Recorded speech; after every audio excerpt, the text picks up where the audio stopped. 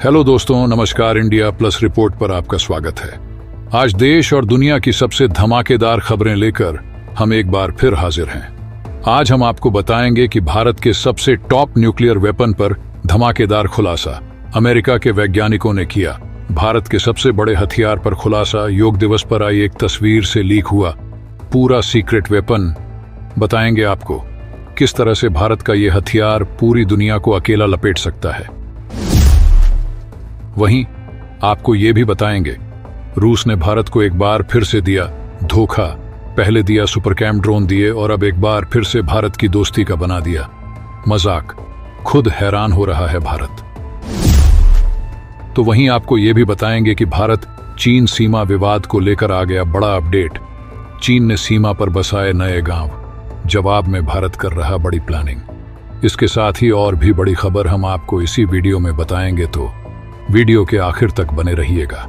साथ ही देश हित में भारतीय सेना और डिफेंस साइंटिस्ट के सपोर्ट में इस वीडियो पर एक लाइक कर चैनल को सब्सक्राइब जरूर कीजिएगा और साथ ही कमेंट सेक्शन में जय हिंद जय भारत भी जरूर लिख दीजिएगा।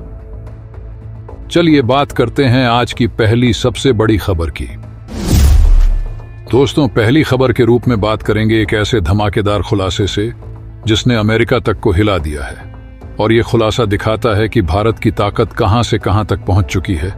जो चीन भारत को लगातार उकसा रहा है, जो पाकिस्तान चीन से 5वीं पीढ़ी का स्टील्थ विमान लेकर भारत को डराने की कोशिश कर रहा है। इन दोनों पड़ोसी दुश्मनों को नहीं पता कि भारत अंदर खाने क्या क्या कर रहा है। इसका एक खुलासा किया है अमेरिका ने, और अमेरिका ने भी योग दिवस पर भारत ने जारी की एक तस्वीर से यह भयंकर खुलासा किया है। भारत की दिव्य ताकत को दिखाने वाला ये खुलासा भी तब हुआ है जब पूरी दुनिया में इन दिनों तीसरे विश्व युद्ध की आहट सुनाई दे रही है। यूक्रेन से लेकर ताइवान तक परमाणु युद्ध की धमकी दी जा रही है।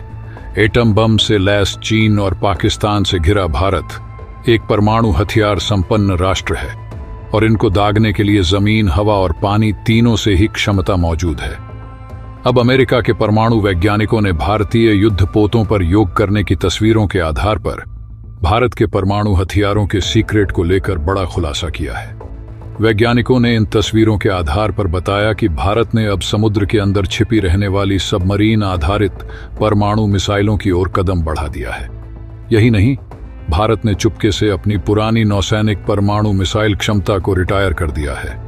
इससे भारत अब दुनिया के उन कुछ चुनिंदा देशों की लिस्ट में शामिल हो गया है जो सबमरीन से परमाणु हमला करने में सक्षम है। फिलहाल भारत के पास अभी 172 परमाणु बम हैं। भारत ने अभी परमाणु ऊर्जा से चलने वाली सबमरीन पर बहुत तेजी से काम बढ़ाया है, जिससे यह ताकत आने वाले समय में और ज्यादा बढ़ जाएगी।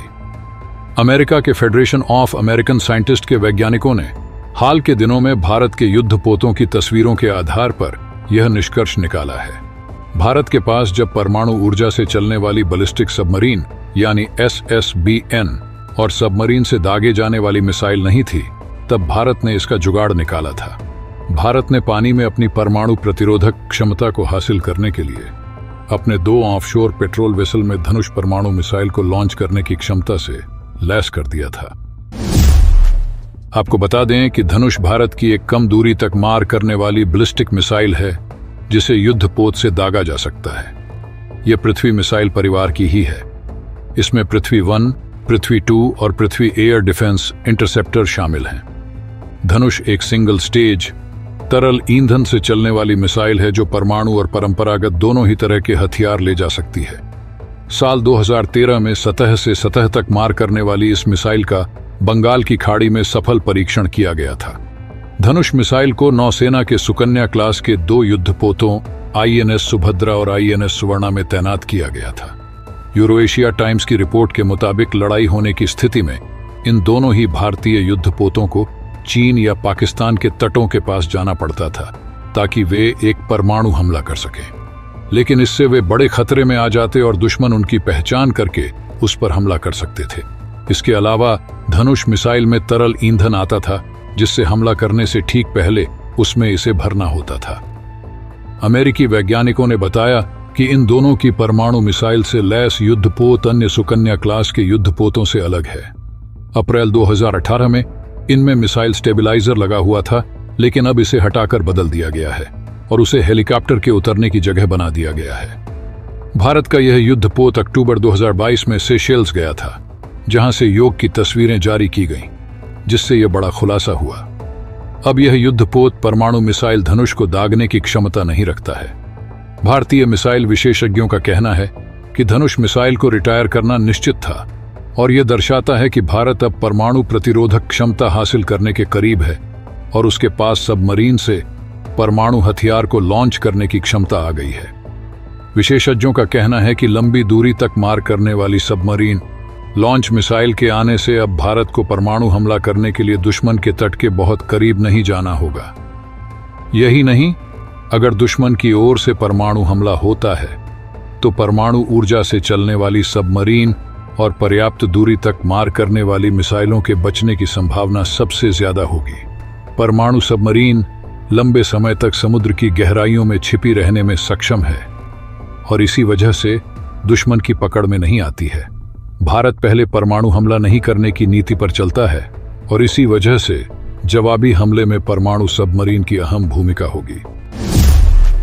अब बात करेंगे भारत के दोस्त रूस की, जिसने भारत को बैक टू बैक दूसरा धोखा दे डाला है, जिसके बाद अब ये लग रहा है कि रूस अब भारत का वैसा दोस्त नहीं रहा जैसा कि समझा जाता है। 15 अगस्त से एक दिन पहले ही रूस ने पाकिस्तान को गुपचुप तरीके से सुपर कैम ड्रोन दे दिए। जाहिर है पाकिस्तान इनका इस्तेमाल भारत के खिलाफ अपनी साजिशों में करेगा। इसके बाद भारत व रूस के बीच सखालिन-1 तेल एवं गैस क्षेत्र में भारत के निवेश को लेकर भी विवाद बढ़ता जा रहा है। भारत इस परियोजना से सीधे तेल प्राप्त करना चाहता है, जबकि रूस इसके बदले डिविडेंड का भुगतान करना चाहता है। यह असहमति ऐसे समय पर सामने आई है जब भारत पहले से ही अन्य रूसी तेल परियोजनाओं से डिविडेंड हासिल कर पाने में मुश्किलों का सामना कर रहा है। सखालिन-1 परियोजना भारत की ऊर्जा सुरक्षा के लिए महत्वपूर्ण है, क्योंकि देश अपनी अधिकांश तेल की जरूरतों का आयात करता है। यूक्रेन में चल रहे संघर्ष और तेल आपूर्ति पर इसके संभावित प्रभाव को लेकर भारत चिंतित है। सखालिन-1 से सीधे तेल प्राप्त करने से भारत अपनी ऊर्जा जरूरतों को सुरक्षित कर सकता है।